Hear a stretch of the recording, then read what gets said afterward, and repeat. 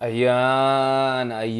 Kamusta naman kayo dyan, mga kameta? I hope nakapagpahinga kayo nung over the weekend. Of course, alam niyo naman, malapit na. Mamaya na, magkaroon na tayo ng inauguration.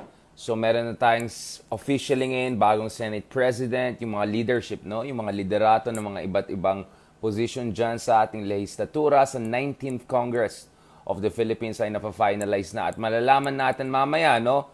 Specifically, ano yung magiging mga diskarte ni Pangulong Marcos pagdating sa accomplishment ng kanilang mga key policy objectives in the next 6 years to come. Sabi nga nila, pagdating sa mga presidente, the first 6 years, guys, the first SONA is very important dahil dito mo nililay-out, no, yung gusto mong mangyari sa inyong termino, no? Habang yung huling SONA naman, doon mo makikita anong legacy ng isang presidente, no? Pero bago natin pag-usapan yan, of course, nakikiramay po tayo doon sa mga biktima ng mindless violence at saka yung trahedya na nangyari sa Ateneo kahapon.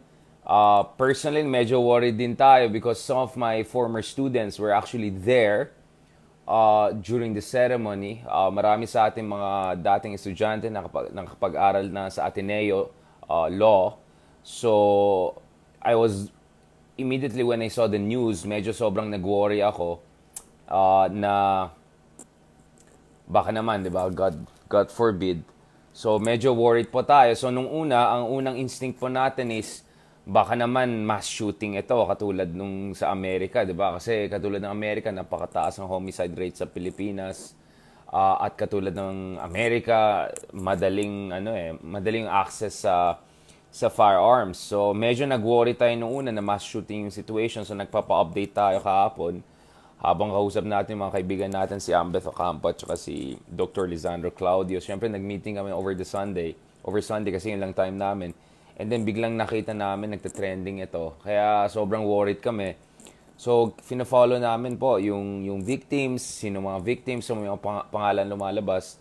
At na-confirm ako kanina, yung isa sa mga estudyante natin dati, na talagang tumulong sa atin throughout the years. Andun din siya sa ceremony kasi graduate na rin siya ngayon ng Ateneo Law. And yun nga, medyo traumatized po yung mga kilala natin na nandun kahapon sa Ateneo. So nakakabahala po yung nangyaring situation.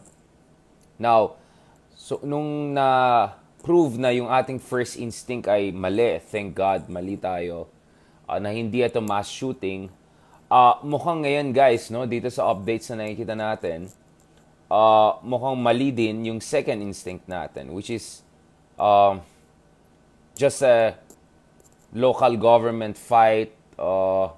Siyempre, di ba, I mean, hindi mo naman masisisi nung nalaman natin na yung involved ay former LGO leader. So, siyempre, yung inisip na lang ng iba, baka naman awayan politika to sa pagitan ng mga karibal na pamilya or something like that. Siyempre, di ba, I mean, you cannot blame also people making judgments like that dahil nga ang konteksto po is yung Maguindanao massacre tsaka yung high levels of violence dyan sa ibang LGUs natin, no? But today, no, lumalabas itong mga updates at some people are beginning to connect the dots. Now, obviously, guys, under investigation pa rin yung situation. So, I'm not here to preempt the investigation. All due respect naman sa ating kapulisan at saka mga people are looking into this matter. Pero biglang, guys, may third angle na biglang bumukas dito na potentially, no? Potentially, this could be a case of far-right, for lack of better term, far-right radicalization. And naging mas weird yung nangyari and mas nakakapagtaka dahil kanina nakita natin isa sa mga vloggers, ito yung mga ito yung mga vloggers talaga na sinasabi natin na problematic, ay parang dinidefend pa itong primary suspect, if not the sole suspect, no, dito sa assassination na nangyari, no? Ilang tao namatay, yung gwardiya, yung security guard, pati yung ano nata, 'di ba? Parang mag-inaware something, ay parang. So ang grabe bigla, ito palang suspect na ito, ibang klase. meron pa siyang naka-blue seal pa yung kanyang Facebook. At matagal na siya Matagal na siya nakiki-eksena dito sa mga issue dito and there. At matagal na yung away niya dito dun sa naging biktima eventually. And then, weirdly, itong vlogger na ito, parang pa stay strong pa siya dito. At may sinabi pang parang, baka ngayon mapansin ng gobyerno yung pinaglaban mo or something like that. Parang, what? What's not good? For real ba ito? At itong tao na to, nahuli din dati for other cases and all, no? So, I don't know, man. This is crazy. So, ako naman, syempre, hindi tayo nagpipreempt ng investigation dito. Hintayin pa natin yung sasabihin ng kapulisan. Pero guys, medyo nakakatakot kasi ito dahil, di ba yun ang worry ng marami, na magkakaroon din tayo ng far right. Again, there's another F word that I can use, but I'll not use that word. No? And I'm not talking about that F word. I'm talking about another political F word. I won't go there.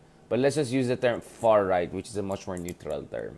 Far right violence and online radicalization. Kasi, iba Tapos nakita pa natin yung report na isang editor dyan sa government news agency, binibigyan pa ng angle, yung na-target na biktima, pinklawan, ganun. Parang, oh my goodness, we got a problem, guys. This is a serious issue.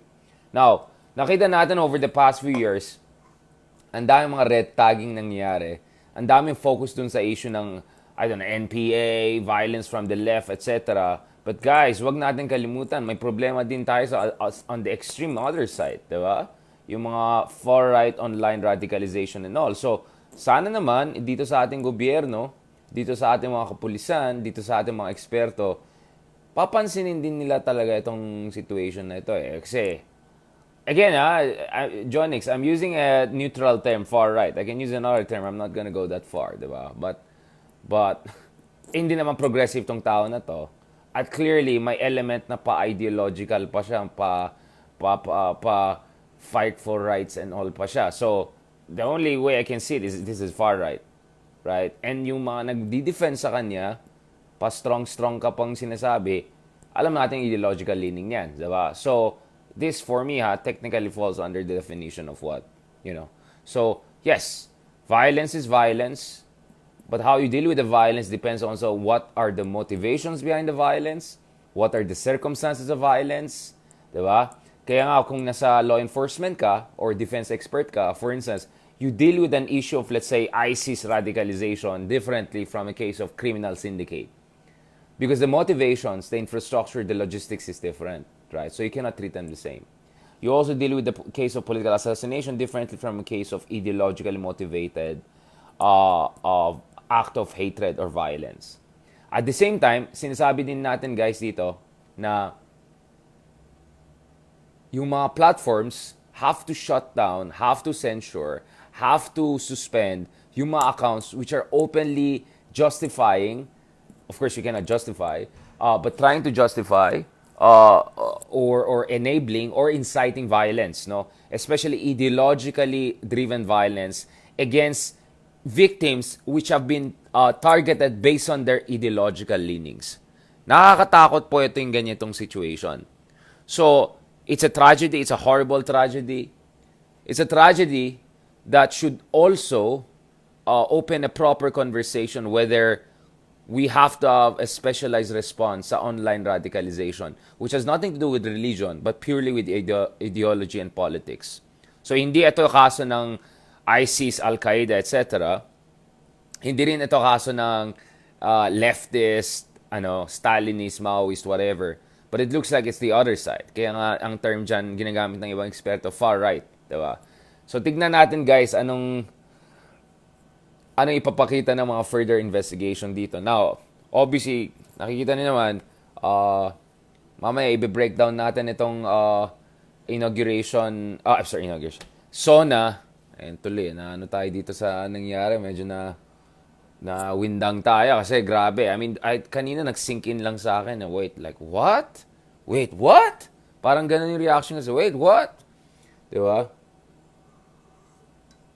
Wala eh. If you have a social media like that openly cheers on all sorts of horrible people, that openly incites violence, that openly demonizes other people, that openly dehumanizes other people, that openly incites violence and hatred against other people, delikadong tong situation na to, guys.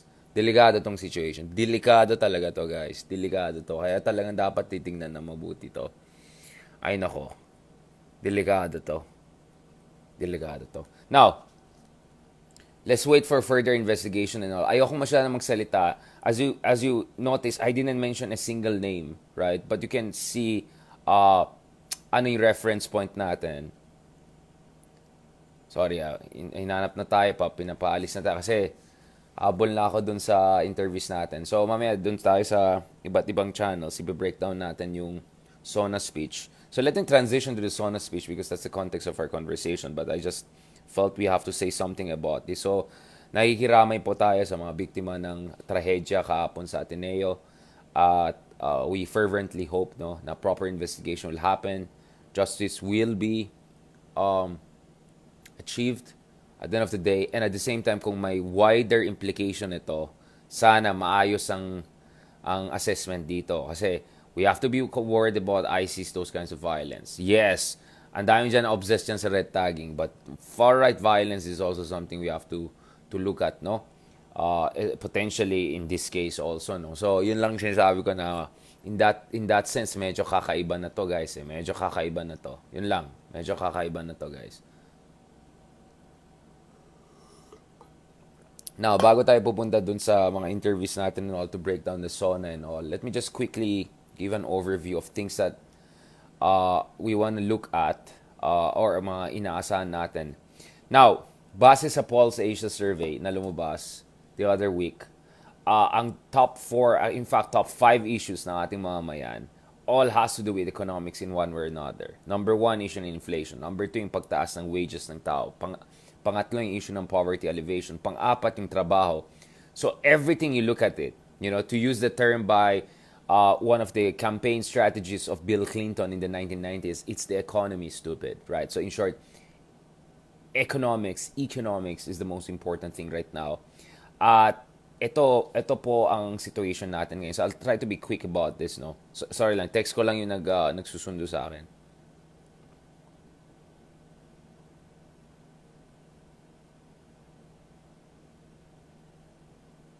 Kailangan natin.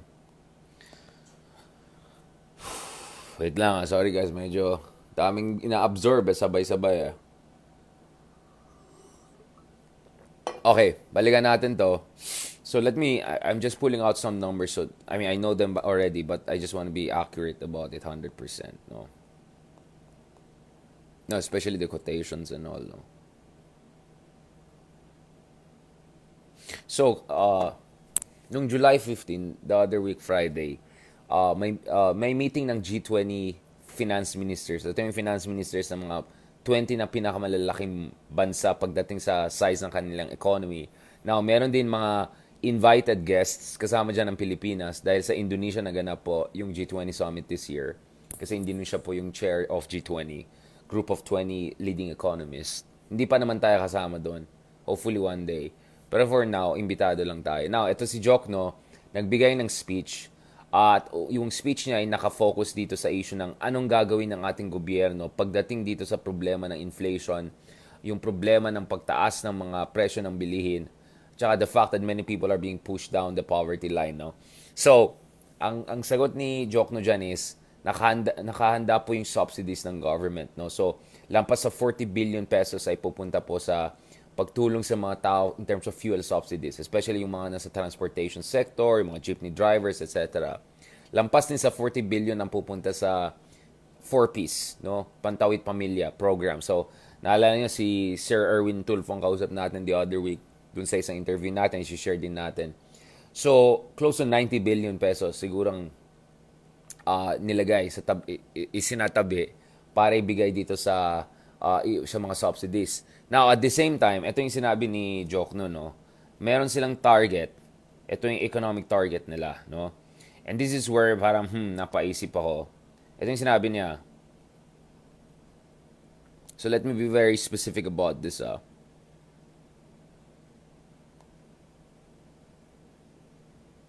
Yeah, mahirap na magkamali, diba? Ito yung sinabi ni Finance Minister Benjamin Jokno. The government's medium-term fiscal framework is aimed at reducing V. So, ito yung gusto nila ma-achieve at the same time. Reducing the budget deficit, kumonte yung overspending natin, promoting fiscal sustainability, so hindi tayo malubog sa utang, enabling robust economic growth. So, they want to have it all, no? Now, the other month, 2 months ago, sabi ni Secretary Jokno na hindi na kailangan magtaas ng buwis dahil naman ang pwede naman natin gawin dito is palakasin na lang natin tax collection, especially doon sa mga yung mga top earners, no? Especially mga malalaking kumpanya, no? And also reduce yung mga loopholes at saka mga tax breaks. At the same time, confident din siya na meron naman tayong economic growth so we can generate growth and wealth to pay dun sa mga debt natin. So in short, nag-push back siya dun sa suggestion ni Sonny Dominguez, yung dati nating finance minister, na kailangan natin ng belt tightening at saka fiscal consolidation. Now, so there were two assumptions there. Assumption number 1, the growth prospects are strong. So there's enough macroeconomic stability. Assumption number 2, tax effort can be improved. So more efficient tax collection, hindi na kailangan itaas pa yung buwis sa taong bayan, diba? Especially yung mga small and medium enterprises, tsaka mga ordinaryong mga mamayan, no? Essentially, C, D, E, diba? Now, the problem is that many things have changed over the past 2 months. So meron tayong triple shock. So one shock, obviously, which everyone is aware of, is the Russian invasion of Ukraine shock, right?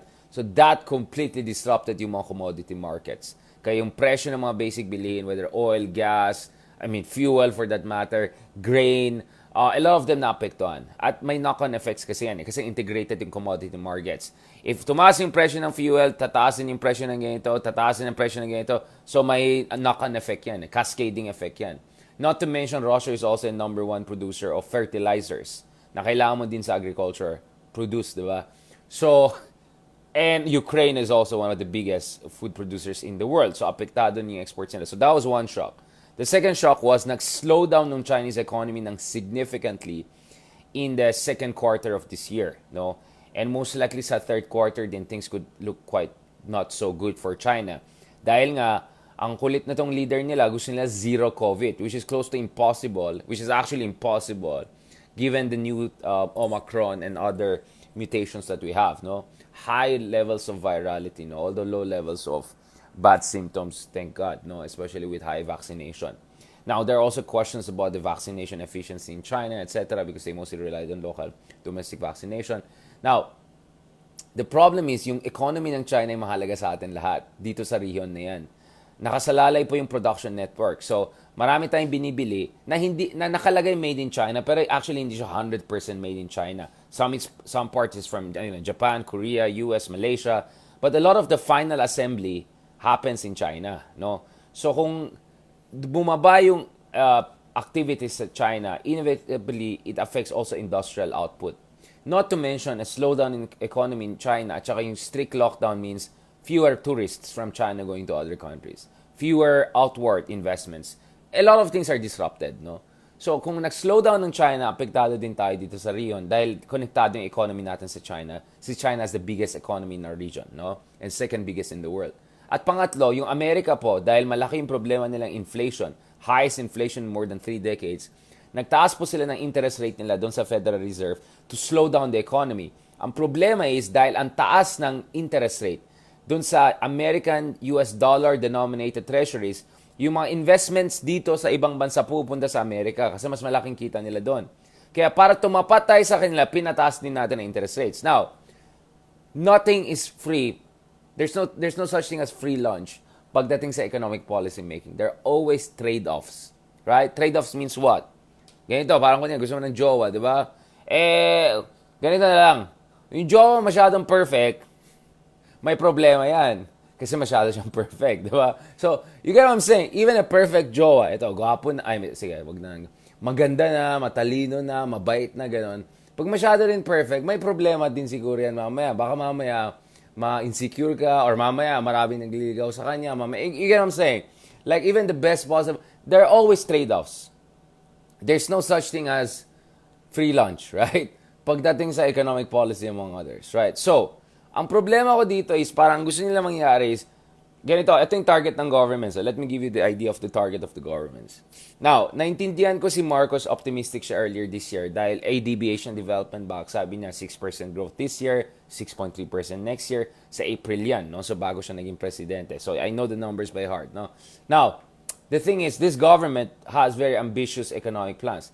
They want to bring down inflation to within 2 to 4% in the next 6 months or 1 year. Let's see. Baka 4%, medyo doable pa yan.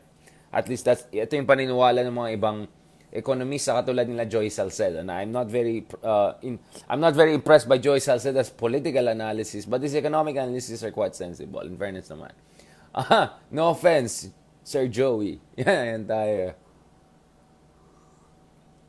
Second, etong government natin, gusto nila tuloy-tuloy yung subsidies na ibibigay doon sa mga mahihirap nating kapatid, no? Now, I'm all for that. Whether for peace yan, whether fuel subsidy, I'm all for that. Kailangan natin yan. May mga mas vulnerable na sectors dito sa atin kaysa iba. Siguro para sa atin na mga middle class, diba? Masakit sa bulsa yan, but it's not a matter of going hungry. For some people, it's a matter of going hungry or having enough food a day. Kaya the fuel subsidy matters. Kaya whether sa pasada sa mga jeepney drivers, whether ito yung mga 4-piece pantawid pamilyang aid na ibibigay dun sa mga mahirap nating kapatid. So, kailangan talagang subsidies. Now, but you cannot do that. And at the same time, gusto rin nilang economic growth na 8% annually. Gusto nila i-reduce din yung budget deficit from 8.7% last year to 3.5% in the coming years. They want to also keep infrastructure spending at 5 to 6% of GDP. They want to also reduce debt to GDP ratio from 63% to 52-53%. Like, wow! Diba? Ganda natin, diba? Ano pa? Sir, baka naman, may kulang pa, diba? Dagdagan natin. Like, my point is, you cannot have all of this at the same time. Right? If you try to deal with inflation by raising interest rates, bababa yung economic growth. Right? If you want to reduce debt levels, there are two ways to do it. Very high economic growth rates, but how can you do that if you have higher interest rates or you have a stagflation internationally, right? And the other one is bawasan yung borrowing. But we need borrowing to spend for our infrastructure. Paano mo naman i-keep yung high level of infrastructure spending kung wala ka rin borrowing na nangyayari? You get what I'm saying?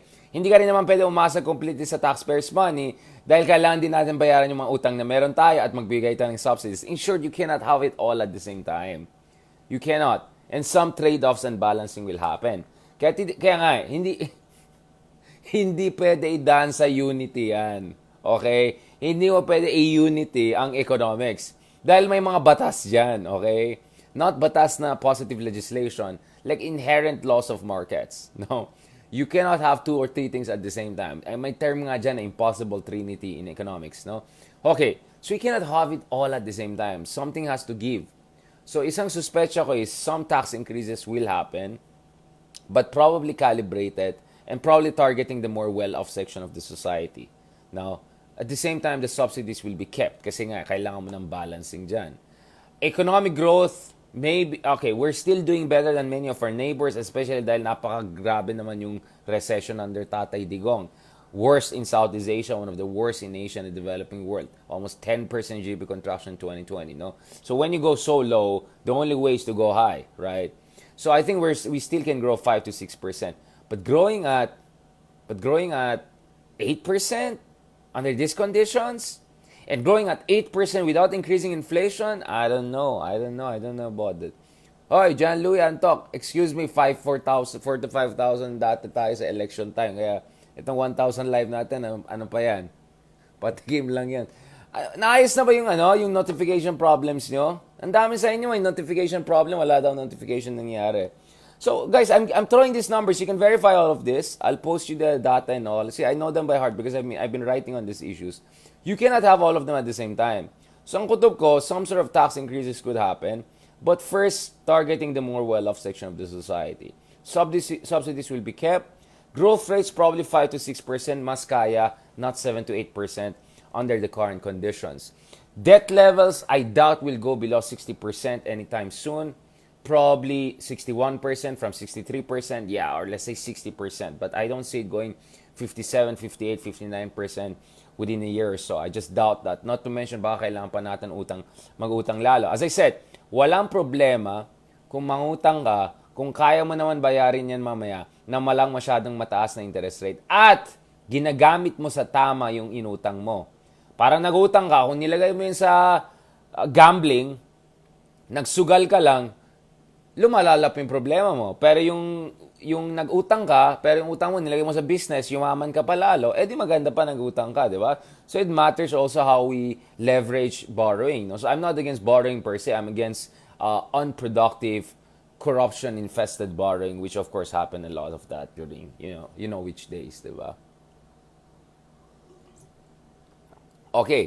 So, ang gusto kong makita, at ito yung sinabi ni Benjamin Jokno, sabi niya, hintayin nyo yung SONA ni Marcos today para malalaman natin ano yung mga specific na mga diskarte niya at policies niya para makamit na to. Kasi hindi na pwede idaan ito sa unity lang. Hindi mo ma-Gcash ang unity. Hindi mo pwede gamitin sa love life at hugot mo yung unity. Okay? Kailangan mo i-operationalize yan. Ano ibig sabihin ng unity? How are you gonna achieve that? One way to achieve that is having competent leadership, right? Getting things done and not making mumbo-jumbo promises. Alright? Okay. So, tignan natin anong gagawin ng gobyerno. I have to go na, guys, kasi meron na tayong mga, ayan na, tatrabaho na tayo. So, God willing, let's see how the situation evolves. Ang akin lang naman, guys, for now, ang sinasabi ko lang, eto na lang, let's follow yung case na yan kasi medyo na-boring yung situation na yan. At the same time, guys, let's just, ay nako. Ang dami akong gustong sabihin pero wag na lang. Ayoko na sasabihin ko pero at the right time. Hindi naman sabay ganun. Alright. Thank you very much, guys. Maraming salamat. Off kong natin sa mga masakay sa mata. Thank you very much, guys. Maraming salamat. I really appreciate you guys tuning in. Maaga pa, di ba? Magla-lunch na kayo. Thank you very much kay Rose Uwe for joining us. Thank you kay Ma'am Mariles Young. Thank you for joining us. I appreciate that. Thank you for kind comments. Ayan. Barong Tagalog. Ang gusto ko, guys, Maong Tagalog. Yung magsuot ako ng Maong tapos Barong. Tatay Digong style yan. Maong Tagalog. Kamusta naman kayo dyan? Good morning kay Ma'am Annabelle Gamoras. Ayan. Thank you naman dyan kay Mary Gandeza. Yun eh. Thank you naman dyan kay Melin Rances. Yan. Thank you kay Vilma Alberto for joining us. Thank you kay Ma'am Vilma. Thank you kay Vilma Alberto. Yan. For your support. Yun eh. Okay, may lightning na. Salamat kay Ma'am Fanny San Miguel for joining us. Good morning po. Good night po. Depending na saan po kayo. Good morning kay Mitch.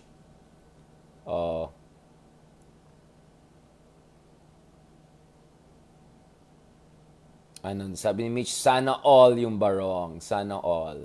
Gwapo naman daw siya, Gwapo naman daw siya, So, may Patek Philippe naman, So, ayan na lang. Tingnan natin yung mga watch niya. Ayan. Thank you kay Fanny San Miguel. Ayan na naman tayo. Salamat kay May. Hindi ko pa naayos isang barang ko yung may punit na. Parang hindi yata maayos Or baka mahal. Kaya naghanap tayo ng sale. Nakaipon tayo ng mga star nyo para makabili ng bagong sale na Ayan. Kaso slim fit ang kinuha natin kaya kailangan talaga exercise every night. Ayan tayo. Salamat kay EFJ&J for your support. Ay, alam ko, medyo topic din kakaiba, Salamat kay Jill Lara for joining us from New Zealand. Very kind of you, ma'am. Salamat kay Christy Aguilar. Good morning po. Thank you very much sa'yo. Salamat kay Ma'am Jocelyn Lomberian. Talaga the best yan si Ma'am Jocelyn. Basta, bahala ka na, Mama. Oo. Ito na naman tayo. Ayan. Ayan tayo Ayan tayo. Good morning naman dyan. Saan na yung iba? Yung mga taga-US. Tulog na natin mga Estados Unidos. Yung mga taga-Australia natin, gising na yata kayo. Kausta naman kayo dyan. Thank you kay Brenda Tuibuen for your support, for stars. I really appreciate. Salamat sa mga nagbigay ng stars. I know medyo alanganin yung ibang usapan natin. I appreciate you guys giving your time. Philario, thank you very much. Rizani, yan, si Mish Teng Cho, nag-express ng support. Kay Katrina Frias, Lilian Veloso, yun eh. Yun eh, mga supportive, mga Team Unity. Yung mga Unity dyan. Kay Margaret Rodriguez, kay Anil Villanos, thank you very much for kind support. Kay Babs Courage, yun eh. Yun eh. Yun eh. Yung isa, ang daming comments. Ano naman? Thank you kay Day Roll. Happy Monday din po sa inyo. Thank you rin kay Joseph Tope. Very kind of you. And friends natin from Canada. Si Jonix, joining us from Alberta, Canada. Dolores Guevara. Unity daw. Enough na yan. Ay, hindi pala enough. Akala ko pwede na. Pwede mo na i-Gcash yan. Mad Max Amadeus. Yun eh. Thank you so much. Zayn Fernandez. Yun eh. Yung mga Canadian friends pa natin, SJ Earl Canlas, thank you very much for joining us. Yan. And medyo pang, sabi ko sana senador, pero parang yung Senate after, hindi, ayaw ko na magsalita. Mahirap na. No comment na lang, no comment na ako. Basta tingnan natin si Robin Hood mamaya. Alright. Salamat dyan, guys. Thank you very much. Prayers and love. And yeah. Hi, nakikiramay po tayo dun sa mga biktima and hopefully magkakaroon ng more sanity sa ating, ay nako, yan kasi culture of impunity.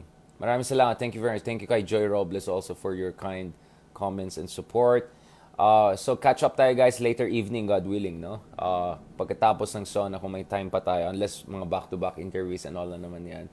But I'll try to catch up with you guys after all kung may laway pa ako. Kaninang 7 a.m. pa ako kay Ted Filon. Tapos kanina kay Gretchen Ho. So, medyo ubus laway ito. Alright, tignan natin kung may matitira pa. But we'll try our best. Alright, thank you very much. God bless. Maraming salamat and catch up tayo soon.